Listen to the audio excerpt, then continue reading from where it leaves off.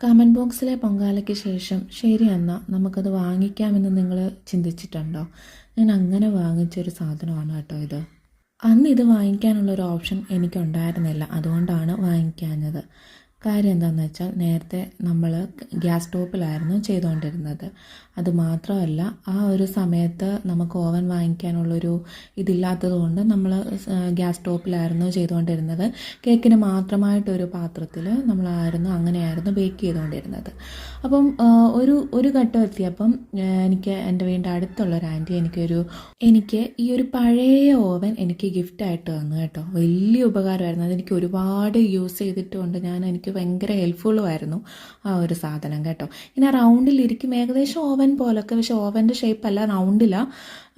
ഇച്ചിരി ടൈം എടുക്കുമെന്ന് മാത്രമേ ഉണ്ടായിരുന്നുള്ളൂ കേട്ടോ. പക്ഷെ നന്നായിട്ട് ബേക്കായി നല്ല പെർഫെക്റ്റായിട്ട് കിട്ടുകയൊക്കെ ചെയ്യുമായിരുന്നേ.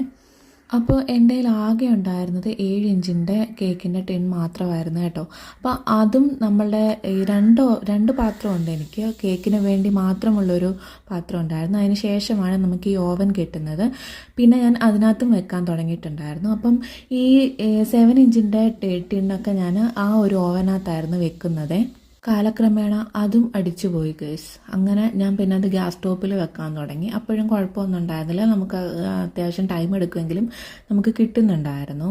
അപ്പോൾ എന്താ പ്രശ്നമെന്ന് വെച്ചാൽ ഇതിനകത്താണെങ്കിൽ നമുക്ക് ഈ 7 ഇഞ്ചിൽ കൂടുതൽ ഉള്ളത് വെക്കാൻ പറ്റുകയില്ലായിരുന്നു. അതുകൊണ്ടാണ് നമ്മൾ ഈ ഒരു ടിന്ന് നമ്മൾ വാങ്ങിക്കാഞ്ഞത്. ഒരു വട്ടം ഞാൻ ഒരു കേക്കിന് ഓർഡർ വന്നപ്പം ഞാനാണെങ്കിൽ കടയിൽ പോയി 2 കിലോയുടെ ചോദിച്ചപ്പം അവരെനിക്ക് 3 കിലോയുടെ ആയിരുന്നു തന്നത്. അത് പിന്നെ ഞാൻ അല്ലാതെ ഗ്യാസിൽ ഡയറക്റ്റ് വെച്ചിട്ടൊക്കെ ആയിരുന്നു ബേക്ക് ചെയ്ത്. അന്ന് ആ ഒരു കേക്കേ നമ്മൾ കൊടുത്തിട്ടുള്ളൂ അത് വെച്ചിട്ട്.